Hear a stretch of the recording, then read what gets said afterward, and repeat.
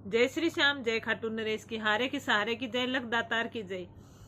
अगर आज तक आपकी अर्जी स्वीकार नहीं हुई है, बहुत लोगों की शिकायत होती है कि हमारी अर्जी स्वीकार नहीं हुई है, तो 10 जुलाई को योगिनी एकादशी है और इस दिन मैं आपको बताऊंगी कि अर्जी आप कैसे लगा सकते हो और इस तरीके से अर्जी लगाएं जो कि आपकी अर्जी आने वाली एकादशी से पहले पूर्ण हो जाए।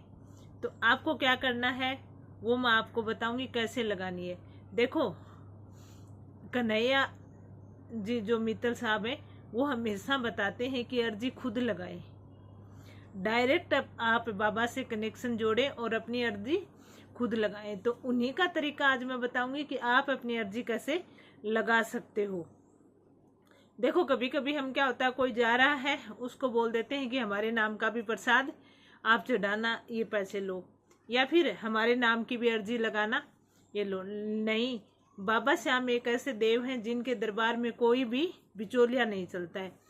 अगर आप अपनी मनोकामना पूर्ण करवा रहे हो तो बाबा को आप खुद अपनी अर्जी लगाएं। कुछ भी नहीं आपके पास, कोई बात नहीं, लेकिन आप खुद मन से भाव से बाबा को अर्जी लगाएं, वही बाबा स्वीकार कर लेते हैं। बाबा बिचौलियों वाली अर्जी स्वीकार नहीं करते हैं, क्योंकि बाबा डायरेक्ट कनेक्शन रखते हैं और जो भी श्याम प्रेमी बाबा से डायरेक्ट कनेक्शन रखता है उसकी बाबा मनोकामना पूर्ण करते हैं।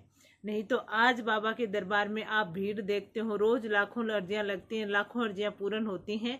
अगर बाबा पूर्ण नहीं करे तो ऐसी भीड़ कभी नहीं हो। और आने वाले कलयुग में बाबा को वरदान है, जैसे जैसे कलयुग बढ़ेगा उनके दरबार की भीड़ बढ़ती ही जाएगी।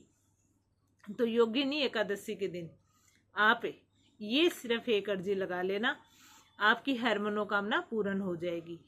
आपको कैसे क्या लगानी है वो ध्यान से सुनना। सबसे पहले तो जब भी आप अर्जी लगाओ, बाबा के सामने आप मन और तन से शुद्ध होके बैठो।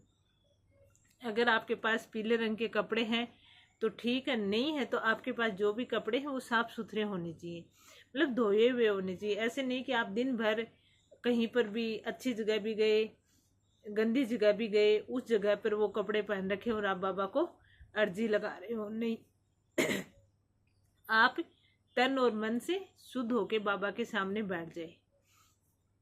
एकादशी के दिन आप सुबह अर्जी लगा सकते हो, सूर्यास्त के बाद लगा सकते हो, लेकिन जब भी आप अर्जी लगाओ तो आप ध्यान रहे स्नान करके बाबा के सामने आप बैठे।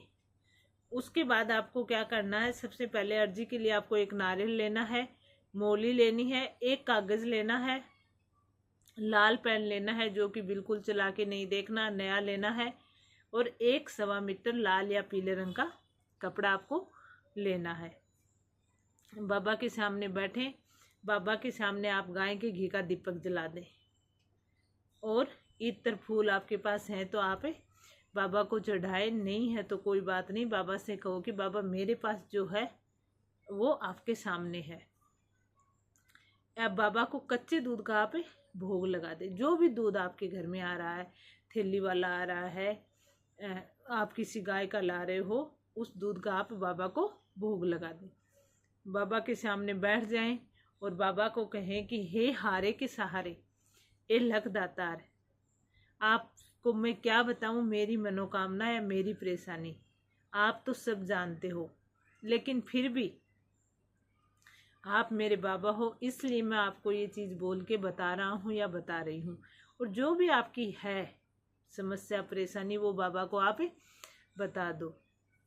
और जो पर्ची आपने ली है उस पर्ची में आपने जो सबसे पहले जो आपने कागज लिया है उस पे लाल पेन से जय श्री श्याम लिखें। उसके बाद आप अपना नाम लिखें और आपकी जो भी परेशानी है, जो भी समस्या है, जो भी इच्छा है, जो भी मनोकामना है, आप उस पर्ची में लिखें। ध्यान रहे कि उसमें काट छांट नहीं हो। आप 2 लाइन में लिख दें, 1 लाइन में लिख दें, बाबा समझ जाएंगे। और नीचे फिर आप 3 बार ओम श्री श्याम देवाय नमः, ओम श्री श्याम देवाय नमः, ओम श्री श्याम देवाय नमः, ये मंत्र लिख दें और धन्यवाद बाबा का जरूर लिखें। उस पर्ची को जो आपने नारियल लिया है उस नारियल के ऊपर फोल्ड करके ऊपर लगाएं। साथ में आपने 5 रुपये 11 रुपये जो भी लिए हैं वो रखें और मौली से बांध दें। पेन को भी आप साथ में रखें और फिर उनको लाल कपड़े से बांध के एक पोटली बांध दें। ध्यान रहे आप घर पे लगा रहे हो तो अपने घर के मंदिर में बाबा के सामने रख दें, और मंदिर में लगा रहे हो तो जहाँ पे नारियल वगैरह बांधते हैं वहाँ पे आप बांध दें। अब जैसे आपने अपने घर के मंदिर में रखी है लगा के, तो उसको द्वादशी के दिन तक वहीं रहने देना। फिर अगर आपका घर बड़ा है, मंदिर बड़ा है, तो आप वहीं साइड में रख देना। अगर मंदिर में स्थान थोड़ा कम है तो आप उठा के उसको साफ जगह पे रखें। ऐसी जगह नहीं रखें जो रोज हाथ में आए, यहाँ से इधर उठा के रख दी, वहाँ से इधर उठा के रख दी। नहीं, साफ जगह पे एक साइड में आप उसको रख दें। जब आपकी मनोकामना पूर्ण हो जाए तो आपको क्या करना, बाबा के दरबार जाना है और बाबा को धन्यवाद देना है कि आपने मेरी मनोकामना पूर्ण कर दी। और जो पर्ची, पेन, जो नारियल है, अगर आपका नारियल खराब नहीं हुआ है, जल्दी मनोकामना पूर्ण हो जाती है, तो आप उसको प्रसाद के रूप में सारे घर वालों को दे सकते हो, खिला सकते हो। ऐसा कुछ नहीं है, आपको सिर्फ बाबा के दरबार जाके बाबा को धन्यवाद दे के आना है। ऐसा नहीं है कि अर्जी पूर्ण होगी और उस नारियल को पानी में बहा दिया। नहीं, आप उसको खुद ग्रहण कर सकते हो प्रसाद के रूप में, गाय को खिला सकते हो और या बाबा के दरबार में अर्पित करके आ सकते हो। तो इस तरीके से आप बाबा को अर्जी लगाएं, अपने मन की इच्छा बाबा के सामने बैठकर बोले और डायरेक्ट बाबा से नजरें मिलाते हुए आप बाबा को अपनी मनोकामना बताएं। क्योंकि बाबा की नज़र इतनी तेज है कि आप जब सामने बैठोगे तो बाबा को सब पता चल जाएगा कि आपको किस चीज़ की ज़रूरत है।